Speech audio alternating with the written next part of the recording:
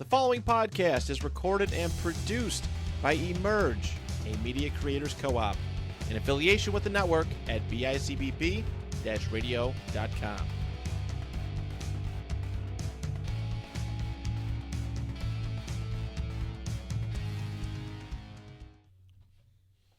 Welcome to 71Kicks.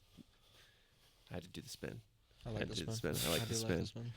What's going on, everybody? Alex, Zach, and Brandon here, talking some footy action for you. We wrapped up the first round of the Champions League today, knockout round of 16. Everybody, best league in the world definitely showed up and showcased this week, right? Not a single win. Not a single win for all from 16 the England teams. Not a single win. Granted, 5 of them were on the road. They were, but a lot of them were on the road. But and we'll say this: the only team that showed up and looked like they did something was the team playing at home, Newcastle. I mean, they really held out Barca for a good amount of that game. Probably should have won. They should have won. They really should have won that. Dodgy penalty, and it was a foul. What? It was a foul. Yeah. I mean, it was all day long. Unlike another game I know of, but. No, that's what I mean. Yeah. I'm not proud of what happened today for us. It's a very classic case of one of those moments of, if it happened to us, it would have been torture. It would have been terrible, but whatever. We took it, and, it was a draw. Didn't feel like an L, but it was a draw. Still had to make the penalty, though, right? Still had to do it. Yeah. Still had to I didn't realize you could take 2 steps and then go down. And I know all about Madueke loving to do that. Trust me. I've seen him get yellow cards for that. Yeah, it was a little questionable. I honestly could have seen it going either way. It should have gone. It's all about the narrative of the story, right? It's like, yeah. I get there's contact, but I didn't know if you just lightly brush somebody. Granted, Tillman should never been diving in there. Right. He put himself in a stupid situation and he got a stupid prize for it. USA. But that was just, the decision was just awful. I just how do you watch the replay of that and be like, oh yeah, he took 2 steps and then went down when he realized he overran he kicked the ball a little too far. Yeah, it was tough. I mean, what are you gonna do? Yeah. I mean, there's worse ways that it could have gone for anybody this week, and it couldn't have gone any worse than what happened for Tottenham. At this point, it's like it's a close one. We'll talk about that later. I guess that's subjective, right? I have a lot of awful words to say, so let's focus on Spurs so I can have a little bit of a laugh first. Right? Yeah. I'm lightening the mood for you a bit because you got to feel for it. It was just 15 minutes of that's all it took for them to really lose it there. Just literally 3 mistakes leading to a goal for the first back 3 to back goals. to back. At some point, when you're not kicking, you're passing the ball at the back well, you got to learn a lesson. And even if it's you giving up possession every single time, just kick the fucking ball away. And Klinsky did not do that. Well, he slipped on that third one, and that was just brutal to watch. I saw something about somebody talking. It might have been Mark Goldberg or something, where he was talking about the status of this team, and it's they're not going to want to play to stay up, and they're not trying to play to win anything right now because they're easy. We might have even talked about it when we were talking about it, but their easiest way out is getting relegated so that the club can transfer them and just get rid of them for whatever fees they can recoup. And it's very clear at this point that's what's going on. So I don't see any sort of salvation for Tottenham fans. They're tanking for Gavin McKenna. That's what Spurs are doing. Yeah. So hang tight, Spurs fans. We'll see what happens for you. Yeah. Real quick on Spurs though, Tudor subbing the goalie out. Brutal. It's I get it. He's had a stinker. He's clearly the pressure got to him. I understand that. But, you just killed any last shred of confidence in that poor kid's body. Yeah. And then you pretty much ended his Spurs. He'll never play a game for Spurs ever again. Probably never. And if I'm him, I'm why the fuck would I ever play a game again? I understand I fucked up, but, you literally subbed me out after, one really bad. Granted, awful. For one of the worst 15 minutes I've ever seen from a keeper in my entire life. But you just ruin granted, I know you're trying to salvage everything. It's not like Vicario's been good. Vicario came on, to be honest, wasn't much better. I mean, he didn't make any glaringly obvious over the top mistakes, but you know what I mean. But it's just I feel bad for him in a way because it's as much as funny as it is. Just subbing somebody out after 15 minutes, regardless, on performance. It can ruin your career. That's that sticks with you your whole career, and he basically has to start from the bottom again now. Never going to play for Spurs again. He's lucky to find a team that's in a top division in Europe after that. Look what happened to Karius. Yeah. Straight up. Same thing. I know this wasn't a final, but same thing. Yeah. Where is he now? Besiktas? Something like that. Besiktas or even. Not Galatasaray, but it's something like that. Yeah. But I mean, his career literally has just been doing this. Yep. It just keeps going down. And fortunately for Klinsky, I mean, granted, he's young enough where he might have some time to go back to. Yeah, I think the fact that it was the first leg of a round of 16 and not a Champions League final. Yeah. Kind of. Yeah. Does well for him, but at the same time, But it's not the only English team that suffered from the goalkeeper errors. I'm gonna push the mic away. Yep. We will sit back for a bit here. Zach, vent out your frustration. I did it recently. Yeah. We understand. We understand when it has to happen. Take it away. Go do your thing. Yeah. Well, the frustrating part about this more than anything is I thought. Maybe not the better side, but we were in the game right there for 70 minutes. Very true. Or 74 minutes, whatever it was, until Jorgensen decided he didn't want to learn his lesson and just kick the ball up the field and give it straight to PSG. I honestly, after he did it, I blacked out. I don't even remember who he passed the ball to at this point. I can't go back and watch it. It fucking disgusts me that we're still talking about the same shit with Chelsea goalkeepers. Right. And granted, he's had a couple bad games this season, but what has Bob Sanchez done overly wrong to this point in the season? And granted, he had the red card versus United that cost us that game, and then he had the really bad game versus Arsenal in the Carabao Cup, which I said it's the Carabao Cup. I do care, but it's not the end of the world if he's going to make a mistake in the Carabao Cup, rather if he does it in the Premier League or Champions League. What has Bob Sanchez done so horrifically wrong this season for him to not be the number one keeper in a Champions League quarterfinal or round of 16 against PSG? No, we had a good and there's also reports from Peter Schmeichel that Senior has told Jorgensen he is the number one keeper going forward. Wow. Which is what has Sanchez done wrong? And granted, I know he made a mistake the other day against Arsenal 2 on the corner or whatever, and that's why he played Villa. But what has he done?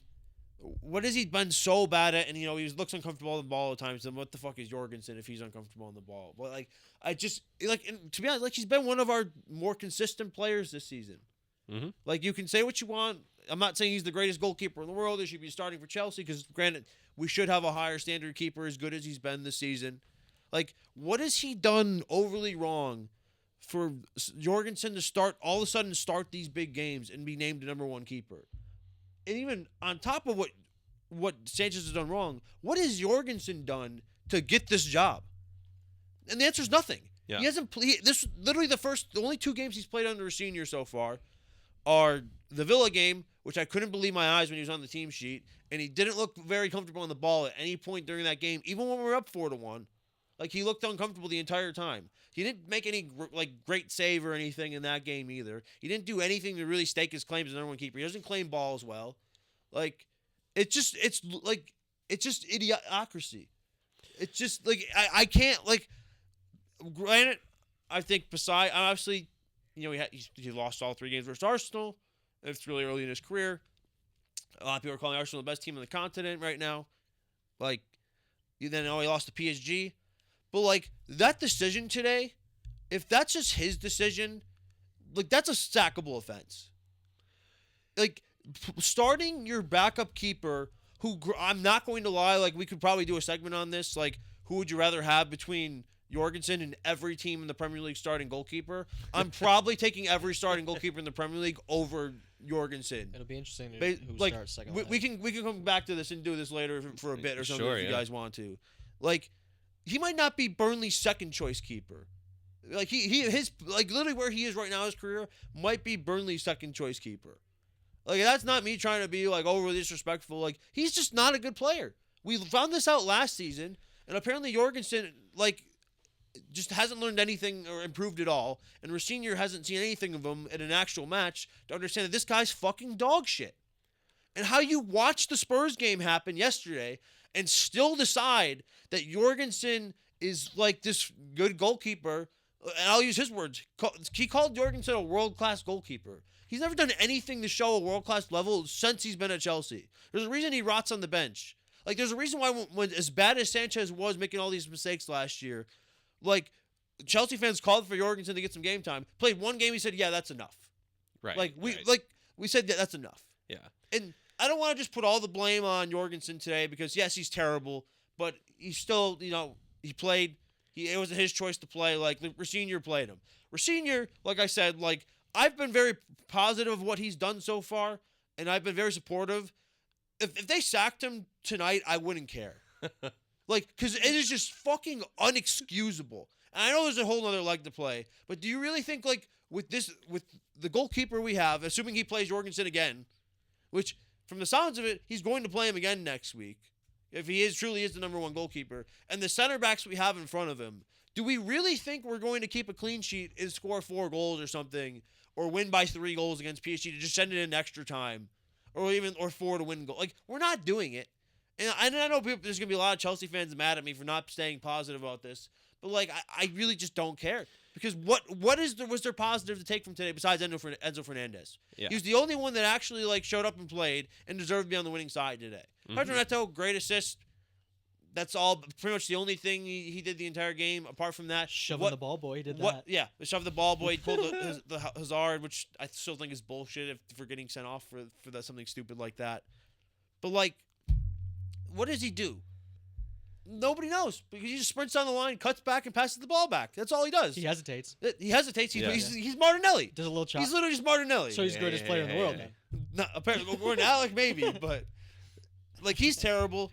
But like the rest of the lineup, I didn't hate. It's what I would have played, so I don't want to blame Rosenior for the rest of the lineup. Just really poor game. They had a really good game plan for Palmer, even though we found a couple yards of space a couple times. Clearly, just the groin's limiting how well he can play at the moment. It's obvious, like he doesn't look as free-flowing and as explosive as he has previously. He has his moments, but just in general, you can tell that it's still lingering a little bit, which obviously the fact that he's been playing on it for this long now is also worrying. Yeah. Because and there's probably a mentality thing from him is like, I don't want to overdo this or it's going to happen again. Right, and then the Cup this summer. World Cup, Yeah. Like World Cup. Like, and I've had a groin injury. Like, that shit doesn't go away. No. It takes years to go away. Like, so... Well, I mean, the argument for Sanchez is like one that we had. I remember having on the show very clearly. We talked about the Chelsea goalkeeper issue and that Sanchez was like sort of finding his place at some point. I feel like we were, he was making strides, and for, this is a new manager now after we've had that conversation. So, like, totally the room is there for him to like want to go for a different first choice keeper. But like you're saying, aside from a few mistakes, Sanchez has been proving that like he's okay. And again, the games where he's had those mistakes, that last Arsenal game, he was under immense pressure. It makes sense, that you're playing Arsenal. It's a tough team. Like, put him out against some of these other teams and he's probably not going to have that same kind of experience. You know what I mean? And yeah, like the biggest problem Chelsea has had is the instability in defense. And right now, like, one of the things that can help Chelsea, and unfortunately injuries have been the biggest problem with all the center backs, but what you can do is stick with a starting keeper. And I've talked about that too. Like, in a rebuild, any sort of project, you start from the backup. Having a strong keeper in your foundation is always going to help out. And, you had that in Sanchez, and it's just like not putting your confidence in him at this point it just shows like, how is he going to be able to maintain his place, or if not, stay in the team? Because like, it's just crazy stuff. It makes you think like behind the scenes stuff too. What's going on in the clubhouse? Well, one of the big Chelsea YouTubers stated that he genuinely believes the reason why Jorgensen's playing is that they're going to sell him in the summer, and they want him to get playing time so that they can get his value up. But like, He's so shit though how's that that if you're working out? playing him, Yeah. you're just going to take it. Like if I'm a team, 10 million, if that, like The business Chelsea's done too over the past it just how many years? No, like, they you have shouldn't- not that should generated not anything. be. it's mind blowing that we've spent as much. We talk about how much money as we spend. We have, and obviously there's some good spots we spent money on. Obviously, took Cucurella a couple of years. Cucurella is one of the best left backs in the world. Like Reece James, obviously academy graduate, one of the best right backs in the world. Like Caicedo, Enzo, two of the best midfielders in their positions in the world. Like up there, like money spent a lot of money, but money well spent. Cole Palmer, 40 million, fantastic money well spent. João Pedro, I feel like he was on his island a lot today on his own. Money looking like he's gonna be money well spent. Needs to pick it up in these big games a little bit more and show a little bit more, but has shown that it is money well spent. But then you look at other positions and you're like, okay, like off the left we have Garnacho and Giddens, and then we have to kind of move Neto over there to have somebody slightly better, which I wouldn't even agree with. I don't think he's any better than Garnacho at this point. Like he's been more consistent. He tracks back for the team at least, I guess. Like I saw someone say that Garnacho was one of the most informed wingers in the world. for Get what two, outta for two here. games, like he's had two decent games. Like That's he hasn't scored, or no, he did score versus Wrexham. It's like okay, he scored against the championship. Yeah. Like, granted, I feel like that's I the will level say he's he's coming off a run of 2 games. I would have started him today, because Neto still an idiot for what he did, like to get the red card, and Garnacho's played a couple decent games. It's like why would you not ride a guy while he's confident? Pause. Sorry. Why would you not ride why would you not ride with a guy? I didn't hear it, man. Family show. Why would you not Family ride with a show. guy Wow. that's confident Holy while cow. he's in form? Like, ride the hot hand while he's feeling confident. Instead, you're going to play Pedro Neto, who fucked you versus Arsenal. Hey, Oh come my on, man. God. Damn. Sorry. Jesus. Who Who screwed you over versus Arsenal by getting a fucking stupid red card. Like, it's just like, and granted, I know he's a young manager, and Maresca made some similar things where he stuck with certain players, but like, it's just how can you spend so much money in your center back partnership this season has been, and granted, I know Colwell's hurt, and I think a lot of our issues would be significantly better with Colwell if he didn't get hurt. But the situation is what it is. But like, how is Chalobah? As much as I love Chalobah most of the time, and he's not perfect. I understand that he's a solid center back, nothing more. Like, how is Chalobah this season your best center back with Fofana, who's coming off of 3 major injuries, like 3 seasons in a row, since he's been at the club, as your secondary center back, with then Robert Sanchez, who, like I said, has been significantly better this season as your goalkeeper. But like, if we're being honest, Chalobah, maybe the 4th or 5th choice center back for England. Fofana, the 6th to 8th choice for center back for France, if that maybe. And Robert Sanchez probably won't even be on the plane for the World Cup. Like, there's a serious debate for all 3 of these guys to not be on the plane for the World Cup, and that's our starting defensive core this season for Chelsea. Like, it's just not good enough.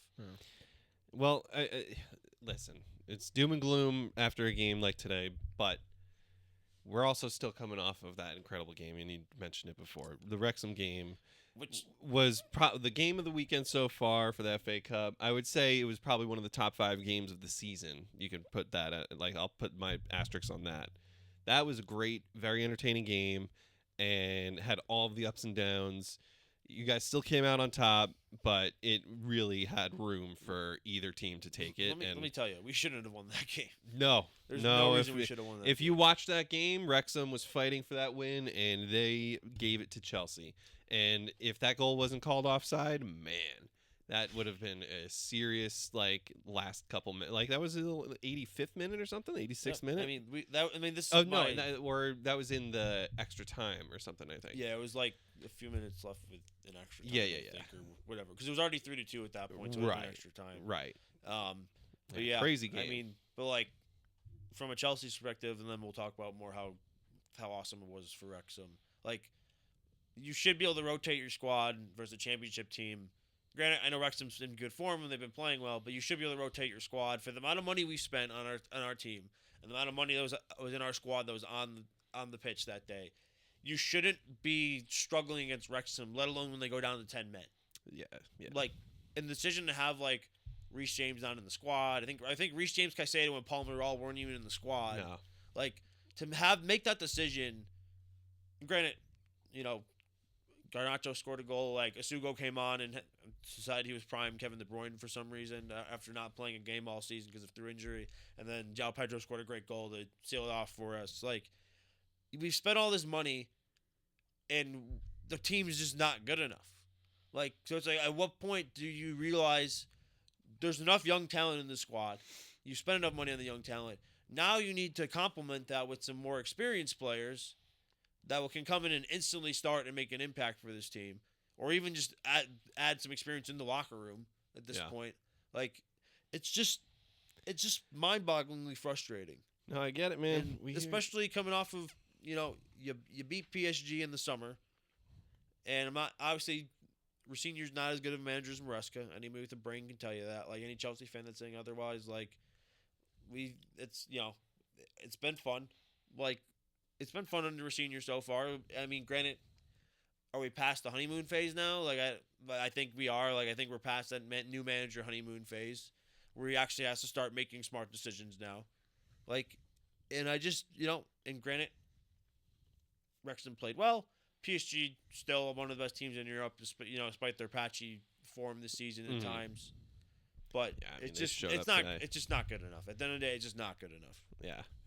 Well, this is the second leg. Yeah. We'll see how you guys play. Can we next talk week. about those the PSG kits though? Yeah, that was a crazy looking kit. I saw that. Only thing that would make it look better is that Walmart patch right here. Right. Oh yeah. No, it wasn't too bad. It wasn't too bad. Beautiful shirt. It was, yeah. And maybe we should do another mystery unboxing. And we could, yeah. The next time I see that on that site where it's like they got the mystery kits for sale, we'll throw down because that'd be a fun unboxing. I've been bankrupt ever since Newcastle restocked the Voltamata. So you got it? No, right? No, that one's still not in the wardrobe. God, damn, I thought you did. I was hoping one of my Newcastle shouts would get to Newcastle HR or something. But yeah. Soon, hopefully. I go to the mailbox every day. Yeah. Hey man, I mean, I'm showing my loyalty as a kit dude right now. This is Dagenham and Redbridge right here. I don't know if you guys know of them. They just acquired KSI as a owner of the team. We have to shout out Hollins and Blair and Josh Oliver, my buddy. He turns 26 today. Hey, He's got a match probably 7:30, so yeah, it's definitely over with. He probably texted me the result, but shout out Hollins and Blair. Yeah, shout out, guys. Hell yeah. Good stuff there. It's a crazy full circle moment for KSI, though. From wearing the kit from the Road Division 1 series to being like partial owner of the club is just it's just fucking crazy. Did you see Rob McElhenney and Ryan Reynolds are now part owners / owners of like 3 different clubs? I know that they have a club in Liga Maxa in like Mexico or something like that. Yeah, and then I think they have one in like Ecuador or something. Huh. It's something random. Yeah, it is. No, hey guys, listen. This could be our beginning. We've got to look into it. Maybe we find a club somewhere in the world that we can invest in. They can use a couple dollars and some American ownership. How that plays out in Europe for a solid $5. Yeah, right. A crisp handshake. Like I have 37 cents to my name. Hey man, and a love for the sport. Yeah. Listen, hey, that love is what brought me to a Dagenham and Redbridge game when I was in London that time, and I, showed up and saw them, and that's the beauty. This is my team now. I'll rep the Daggers as long as they're not in the Premier League and they fight their way back up. KSI, let's go. Andy Carroll, let's jump back up there, right? Oh, God. They're not even in the National League anymore, which is crazy. They're in like the league below the National League, and I think Valderrama? That's when it splits into like a North and South version. It's like crazy. Like the 6th division or something. Yeah, the Valderrama. I think so. Yeah. They got a tough road to climb, but we'll see if it happens. Yeah, I like it. Now, what else is going on? Madrid City today. A game that a lot of people wrote Real Madrid off of, which is like, have you not learned your lesson about Real Madrid in the Champions League? Did you see the picture of Arda Güler marking Haaland on the corner kick? And then they put the meme of Kevin Hart and The Rock. Yeah, literally. Yeah. I mean, Valverde, what a fucking performance. Unbelievable. Man. It's just crazy. Fucking, unbelievable. Just 3 just fucking unbelievable, Yeah. Just like two like just really solid finishes, and then the third one like just Mark Gahey, where are you going? Yeah. Just over his head and just I would take volleys Valverde it, like, over Caicedo and Enzo combined. I know you don't want to hear that, but see, that's crazy. That's crazy Nah, that's a disrespectful. fair take right there. Him over two he just goes, that's just over the disrespectful. both of them is Yeah. actually insane. Over work, both of them. but- That's just disrespectful, man. No, two, I like. I'll take 1 for 2. I don't care. So you trade in 2 world champions. Yeah. For I mean, yeah, for a multi-time Champions League winner in Valverde, and Yes. Yeah, that's just crazy disrespectful. Nah, I I'm don't not know, even man. entertain that A argument. hothead in Caicedo, and then Enzo, who's just I'm not going to entertain this argument. Valverde is unbelievable. He's better than both of them, and I'm not No, yeah. take him over both of them is. I'm not entertaining that argument. No, it's crazy. That's let us know in the comments. If you were gonna say like Valverde and Chouameni, I'd be like, all right, you got an argument there. That's fair. But just Valverde by himself, like, Was it just a bit Gonzalo much. Garcia and Fede Valverde? See, that's still disrespectful because he's got like 3 goals this season, like all comps. So that's still just disrespectful. Just wait, with my 37 cents and my part ownership, I'm gonna build my club. Yeah, man. Yeah, we will. Yo, we don't really need to talk too much on it, but like, I didn't see any of the highlights from the Liverpool game, but they, went down to Galatasaray 1-0. That's The only thing they're coming back with is Arnie Slot got a hair transplant. That's the only thing they're going back to Liverpool with. I can imagine, yeah, right? Because he needs to get away from the bald fraud accusations. Like, maybe Yeah. that's just like it's a mental game for him right now. He's stuck with the stigma of being a baldy. Yep. Off of a corner too, I believe. I think their defensive. I think it yeah. was. It I was. think defensive Yeah. woes continue.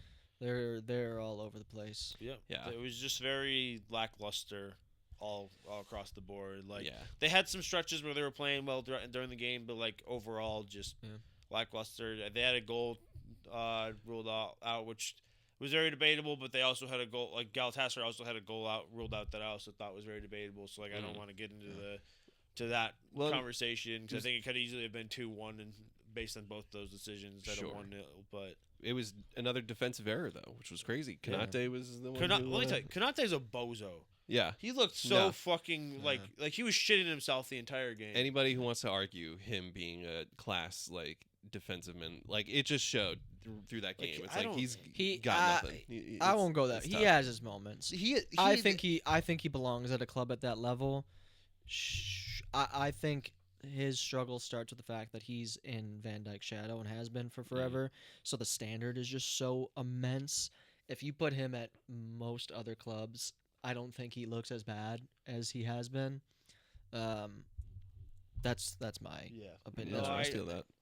I do think he is better than he's shown this season. Yeah. I just think large portions of the season he's looked out of it. Well, I'm not sure. the entire back. It's line almost like that has. he's just like. I think his contract's still expiring in the summer. Mhm. It's almost like he knew he wasn't. He knows he's not re-signing it with Liverpool, and he's just like ready for the next step of his career. Yeah. And that's kind of like just what it looks like. Like his head doesn't look like he's in the game majority of the time right now.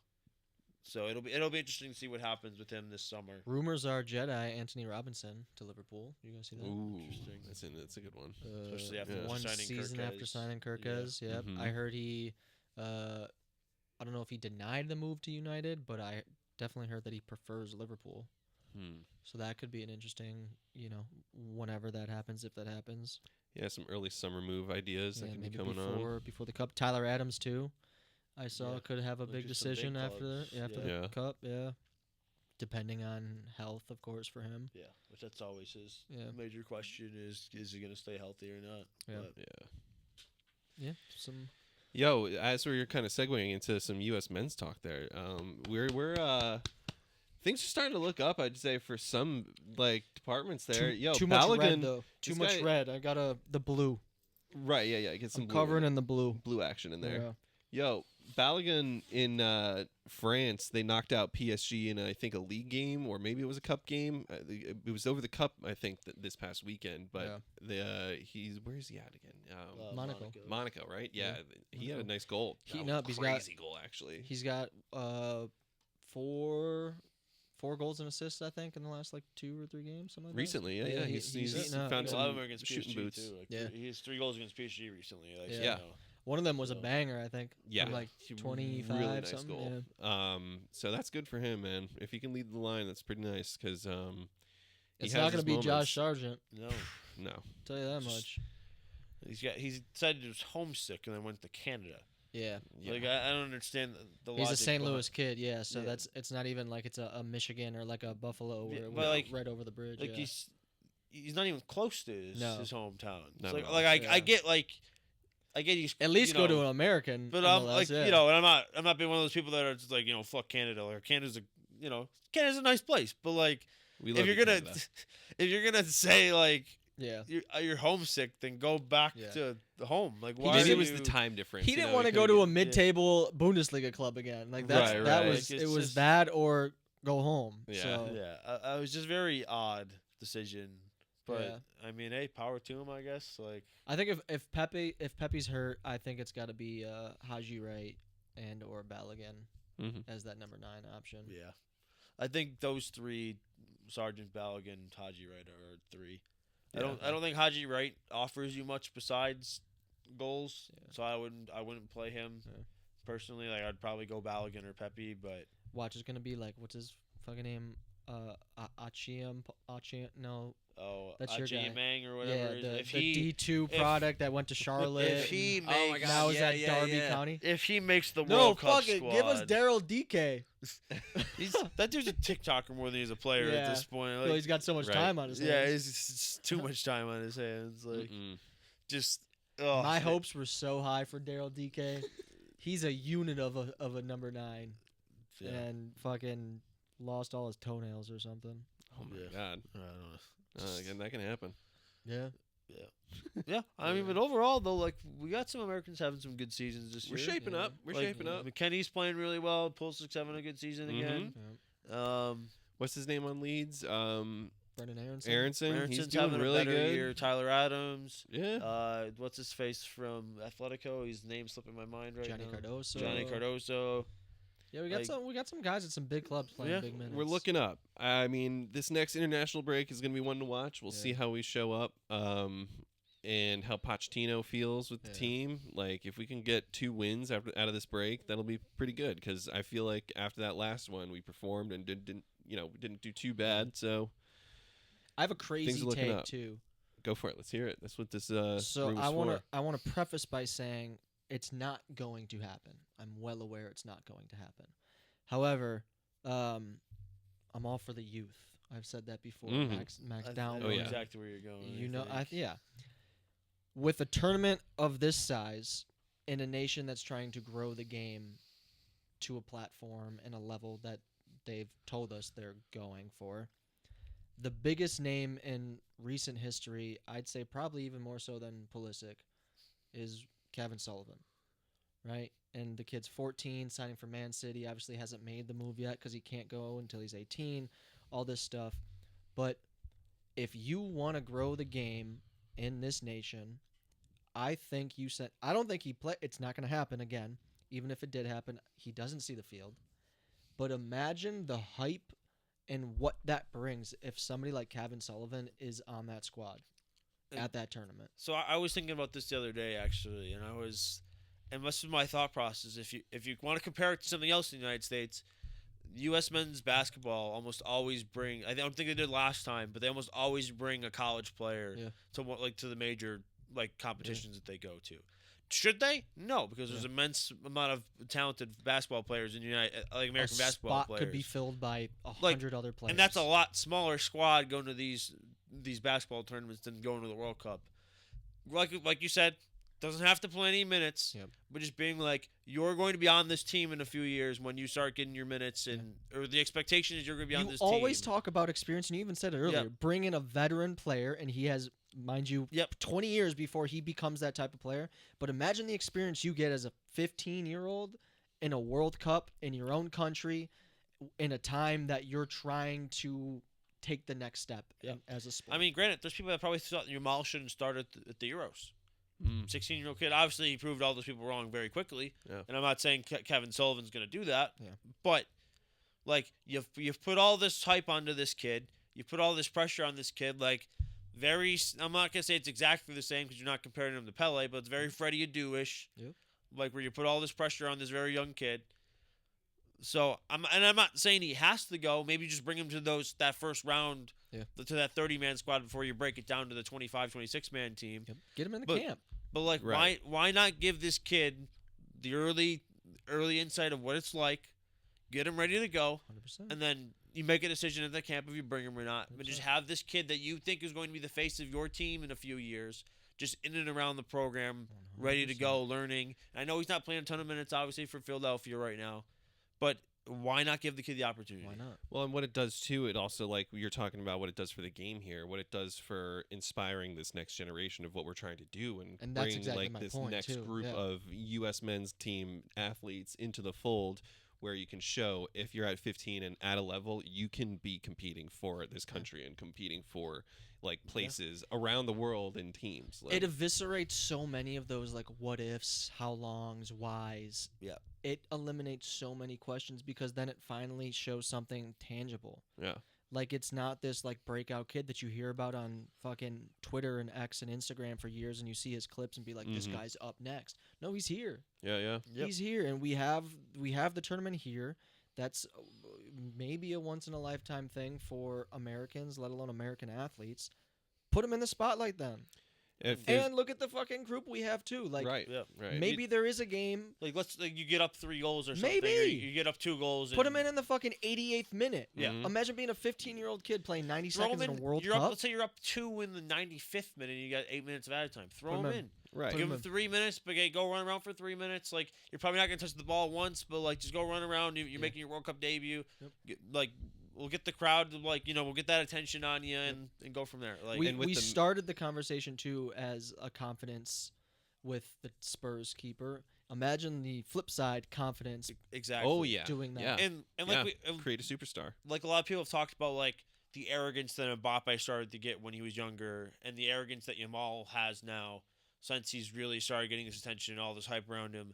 Like, they're that good because of their partially because of their arrogance. Yeah. Like, Ronaldo's arrogant, Yeah. but he should be arrogant if you're going to be that good. Messi, like, despite a lot of people's opinions, is a very arrogant person. Yes, he is. Yeah. Like, as he rightfully should be, because he's better at just about everything in the game than anybody in the history of the sport. Yep. Like, I don't care about giving a 16-year-old kid an ego if he comes back in 5 years or in 4 years for the next World Cup is a starter and one of our better players because he has the arrogance that he like, I want the ball at my feet, I'm going to drive and I'm going to score, or I'm going to make a great pass and create or not a goal. even at the international level either, but going into his tenure at City too. Yeah. You're totally. gonna be going up against players like Tijani Reinders and shit like that. Like, you're gonna have to be at that level in 2 years. Like you're you're going to be playing with Erling Haaland. Granted, he's probably going to get sent on loan for a year or two if I had to guess. Like, I can't imagine they're just going to throw him in right away. Yeah. Especially if he's not playing consistent minutes with Philadelphia.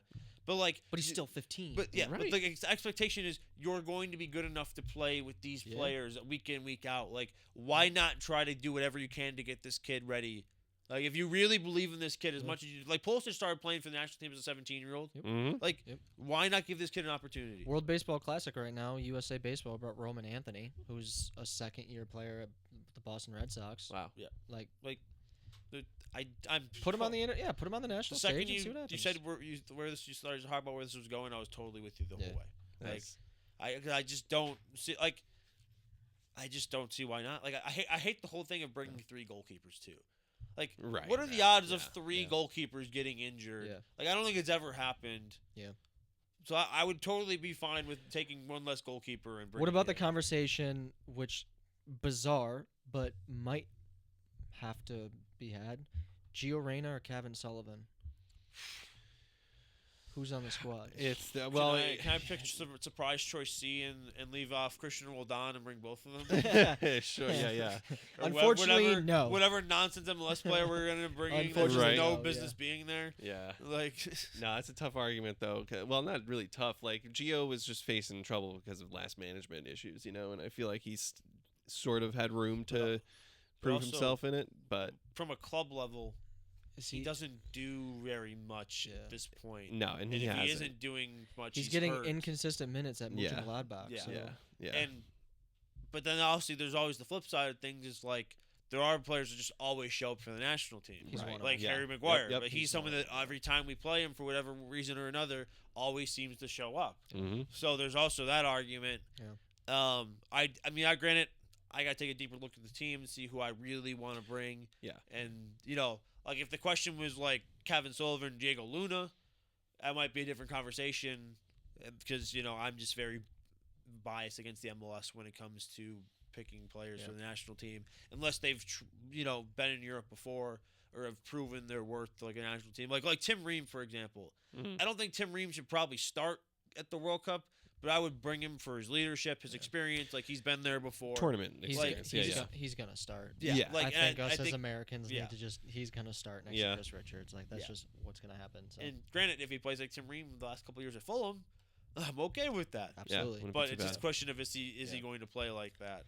I mean, speaking of center backs too, Noah Kai Banks, who is another stud of a center back, apparently has an option to choose Germany over the United States. So Pochettino, please take him at least to this camp, and cap tie him, please. We should. That would be a massive loss. Yeah. Massive loss. Yeah.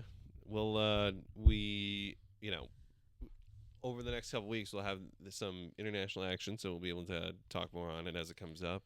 We got the Cup coming up in the next camp less rosters than are 100 announced days. next week, Soon, next week. Yeah. Some week. names are already getting listed and rumored. Real quick, did you see the news out of Mexico? Their starting goalkeeper who would have been the starting goalkeeper for the tournament, Luis Malagón, Club America legend, by the way. That guy they've had for a long time. No. No, you're thinking Ochoa. You're thinking of Ochoa. He just recently tore his Achilles. Oh shit.